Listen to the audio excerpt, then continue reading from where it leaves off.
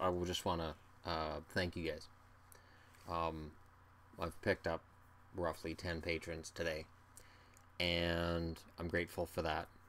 Um, this is that kick in the ass I needed to diversify. And, you know, I've heard it said, I banned one from the channel today because he had nothing constructive to say, and it's been about a week I've been watching his comments, and I'm like, all right, it's time. I do watch comment sections, and every time you guys are cursing at each other, I randomly delete messages so that the arguments don't make any sense. That's why I do that.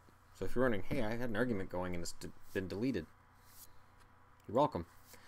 And then it makes it look like one guy's arguing with himself. It's kind of fun. But I'm very grateful to you guys for everything. Today was when I woke up and I saw everything that got tagged, and I'm up late tonight because things are getting tagged again. I've had 8 videos flagged in the last 2 days. I've been checking, and it looks like in terms of the videos you guys want to see, according to revenue generated, the video I did on Bergevin where I just talked about his trades and his drafts, and I thought, well, and I looked at it and I thought, all right, I want to talk about the team when he got it and what it is now. And then I looked at the time and it's like, man, I got to cut this off because nobody's going to watch this long. If you guys are willing to watch the longer videos, I have no problem making them. I love going in depth, and I have no problem going through other GMs of the Canucks, other GMs of other teams. So go ahead and throw in the comment section below which organizations you want me to look at, which GMs, which trades, drafts, and I also want to be able to go through and find the team they inherited and the team they have now. Because with Marc Bergevin, the thing is, you can look at his drafts and his trades and you can say, okay, well, it's about even. But if you look at the team he inherited and the team he has now, the talent level has dropped. The team has got older and slower. And it's not a lot bigger. So you can hang that on Marc Bergevin. But let's take a quick look at tonight's action, too, while I'm here. While I've got your attention. Actually, I should do that on my phone, because I'm uploading a video to my Entertainment Guy channel, which oddly enough isn't getting flagged with anything right now, even though I'm discussing all kinds of stuff on there. And then the weird thing is there's another video showing it's flagged on here that when I look on my computer, it's not flagged. And it's my power rankings from last night, so I am not impressed with the idea of my power rankings getting flagged, because those are my most popular videos every week. I will not stop making them, even if YouTube says I can't make money on them. I don't care. I'll keep making them.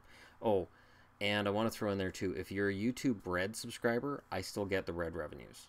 So that's like a weird thing. It doesn't affect YouTube Red. So I still make money on the videos through YouTube Red, and there's certain ads that serve on videos, so if you see them, I should be making money on those ads. They don't tell us anything. So I'm going to stay on this. I'm going to stay on them. I'm not giving this up, and I'll keep going. Okay, get out of there. Get out of there, Shannon. It's just, well, it makes me angry. Pittsburgh. So there were a lot of people asking me during my Canucks stream earlier about Pittsburgh. You know what? I'm just as baffled by Pittsburgh as you guys. And we can look at this and say, well, they've lost 3 games by a combined score of 850-3. But they're the Penguins, so they'll turn it around. I don't know, man. It's getting harder and harder for me to justify them being in the top half of the league on a power ranking. And yeah, they changed tonight.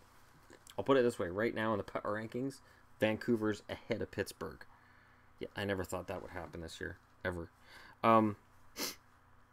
Carolina loses in a shootout, and, you know, I was cheering it because Ryan Miller was in that. Yeah, that's how much more I like Anaheim when Kessler's not in the lineup. So if you're a Ducks fan, I know there's some of you guys out there, I was cheering when Anaheim won for Ryan Miller. That's the difference. And I've said this before, I cheer for players. Outside of my 3 favorite teams, 4 including Ottawa, I will cheer for players more than teams. It's not about bandwagons at all. It's about cheering for certain players. So, yeah, I mean, Carolina gets the point, but they have to be disappointed with that because they had the 3-2 lead going into the third, and they couldn't hold it. Calgary. The Flames beat Washington. The Caps are seriously, they're in a position where they're going to have to start really taking a hard look at themselves here. I understand Ovechkin and Kuznetsov and Oshie and Backstrom all had extremely good starts. They're camouflaging how they've all fallen back. I think now Ovechkin has 3 goals in his last 9 games. So we're starting to get into an area here where you ask yourself, where are the goals going to come from for Washington? Once Ovechkin's insanely good start wore out, the goals haven't been as easy to come by. So we'll see how it works out for them. I genuinely hope that we're going to see a turnaround by Ovechkin, because, man, I swear, if this is a year that the Capitals are down, I don't know how much longer he'll stick around. I really don't. But yeah, so those are the 3 games from tonight. And let me just take a quick look at the standings. I'm going to do something fun here. So right now, if the playoffs started, Tampa Bay would play Philadelphia, because Philadelphia's the number 2 wild card and Tampa's the number 1 team in the East. Ottawa would play Toronto. That'd be the 2-3 matchup in the Atlantic. The number 1 team in the Metropolitan Division is New Jersey, who've played less games than teams behind them. So New Jersey would play the Islanders.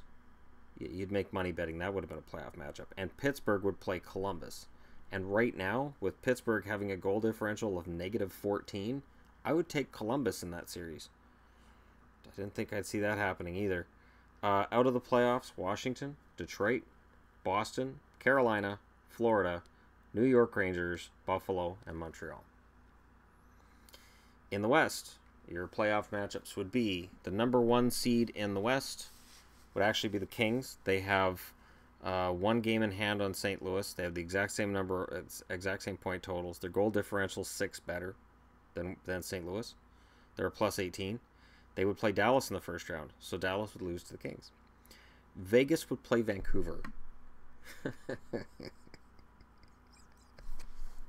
Oh, it's Bizarro World, boys and girls. It's Bizarro World. The St. Louis Blues would play Anaheim. So that's a joy. I think Anaheim will move up. I don't think Anaheim will get that wild card spot. And Winnipeg would play Colorado. So that's a shocker. Outside the playoffs looking in would be Nashville, Chicago, Calgary, Minnesota, San Jose, Edmonton, and Arizona. And before you go, oh, well, it's October, it doesn't matter. Remember, teams that are out of the playoffs November 1st very rarely get in. So while some of these teams are going to get in, probably 3 of them out of the 15 teams that are out of the playoffs right now, it's not that easy. It's just not that easy. It's going to be interesting to see what happens, because I could say, oh, well, Vegas and Vancouver are going to fall back. But are Vegas, Vancouver, and LA all going to fall back? No. LA's 8 points or 8 games above 500. They play 500 hockey from here. They could make the playoffs. Be 90 points. That might be enough to get you 3rd place in the Pacific. So, with the way Calgary's sitting at 500, San Jose's sitting at 500, and Edmonton and Arizona are well below 500. Yeah, that could be all it takes. Let's go by division. Somebody asked tonight about the strongest divisions. So the Atlantic, the spread between top and bottom is 12 points. You have 3 teams below 500. Below fake 500.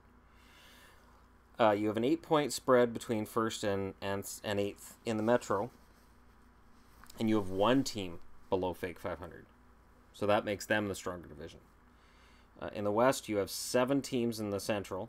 There's only 9 points separating them, and none of them are below fake 500. I say fake 500 because they don't count overtime losses as losses. They should. They should count that team as being below 500, but they don't. And then the Pacific Division, there's an 18-point spread between 1st and 8th. However, there's a 6-point spread between 7th and 8th. 12-point spread between 1st and 7th. 2 teams below 500. So, yeah. So the Pacific would be the stronger one between them and the Atlantic. I guess the Central would be the strongest division right now, even over the Metro. Although you have to have a 7-4 record to get third in the Metro, and you have to be 6-5 to get third in the Central. So that's kind of fun. All right. So there you go. There's the news of the night, and my thank you to you guys for helping me get through today. And that's part of the reason why I've been doing live streams and being on and just because I can't get my brain out of this. And I'm bound and determined now to diversify and do all that and do the merchandise and do the radio / podcast stuff and get all that going. And I have full confidence. So don't get me wrong. I am not shutting the channel down. It's not going anywhere. You don't have to worry. You don't have to look for a backup. I just get more determined and I get angry. And when I get angry, there's results. There's always results when I get angry. Some of the days you look and go, wow, Shanna's turning out a lot of videos. It's because I'm angry that day. I'm having a bad day. So I need to lose myself in some hockey, talk myself down. So, and again, and people are, posting their theories, and your theories about why videos get flagged are the same as mine, but when I've looked at all of them, it's not it. It's not it. So there are some things coming. I'm working on all of my own thumbnails. Those aren't what's getting flagged, but before that starts to become an issue, I'm going to get all my own thumbnails and go from there with those. And yeah, it hasn't been any copyright. And there was an email I got tonight from one of the other hockey channel providers that everybody with a hockey channel that shows any footage from the NHL is getting copyright strikes. And once you've got the first one, your channel's done. They whittle it to the ground. This is why I don't show game footage. And even when people say, well, if you flip it around, it doesn't matter. No, I won't show any game footage because the NHL is absolutely steadfast against any game footage being used. I'm actually kind of surprised they let TSN show game highlights when they've given the contract to Sportsnet.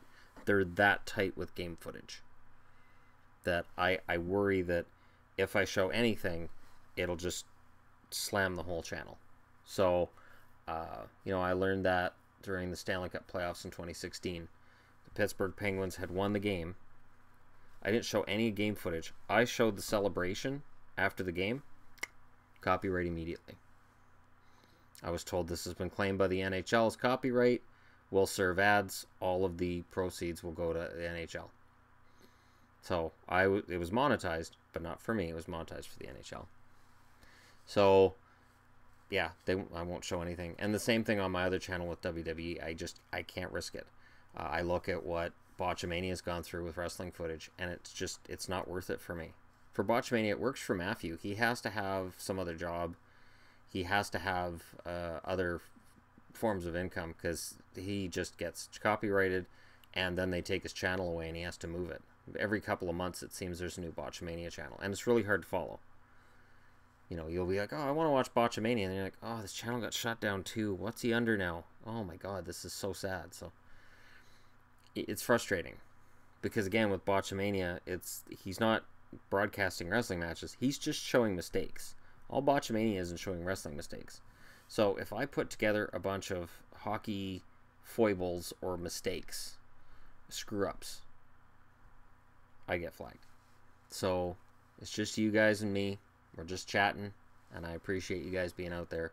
And again, watch for more overview stuff where I have nice long chats about overviews of GMs, teams, and everything. And I'll still do the short videos too. So there's going to be more diversity on this channel. I'm going to diversify the way I do my videos and just adapt. Adapt or die. That's what they say. And either I adapt and I figure this out, or I can see myself out. And I have no intention of seeing myself out. So thanks for watching. Hit like and subscribe if you're browsing your way through and you're looking for a hockey fix. Doesn't matter what team you cheer for, you're welcome here. And just pull up a chair and have a seat. And as for you guys who email me, contact me through Instagram or anywhere else, I appreciate all your messages. I appreciate all of the support.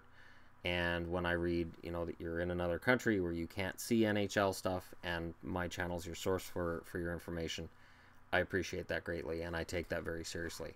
I do as much research as I can when I'm doing historical videos, and when I'm talking about something going on, I make sure that it's newsworthy, and I make sure that I come at it a different way than somebody else does. So you won't just go to a Sportsnet page or a TSN page and go, oh, that's just word for word the same thing he said, so you just parroted them. I try to make sure that my opinion's in there. If I can just read a headline and not read the article, and I know what's going on, then I do that, because I don't want to be influenced by what I read at all. And then if I see something and I'm wrong, I'll admit it later. Like, oh, I'm sorry, I screwed up. So, I do my best.